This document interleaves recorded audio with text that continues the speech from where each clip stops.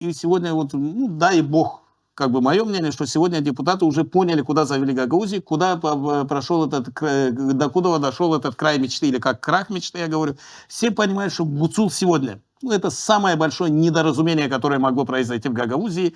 Такие люди, как Мишка Влах, которые вот как бы орут вон там на площади, они тоже орут за деньги, все это понимают. Вот и все. Сегодня, может быть, ну, дай бог, чтобы я так вижу, что пошло прозрение, депутаты начали понимать, куда завели сегодня автономию. Ну хорошо, а не получится ли так, что, ну, грубо говоря, вот эта вот попытка отправить исполком в отставку приводит только лишь к тому, что у этих людей, депутатов Народного собрания, растет ценник, и у них есть повод прийти к Шуру и сказать: дай нам больше денег, и все.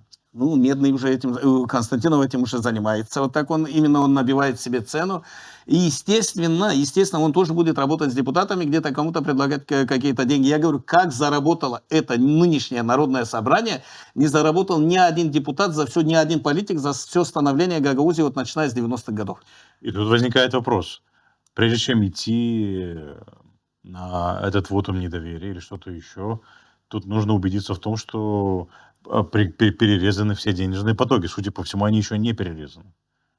Да, И депутаты могут спокойно обращаться к Шуру и говорить: ну, надо подкинуть, ну, чтобы не потерять большинство. Посмотрим, насколько будет сознателен наш депутатский корпус. Вы На это надеетесь? Да, я не надеюсь, я уверен, что они все-таки они понимают, куда завели Гагаузию. Гагаузию сегодня сделали не рукопожатной, сделали вот Гуцул вместе с ее командой, вместе с Константиновым, сделали посмешищем на всю страну, и не только на всю страну, на весь мир.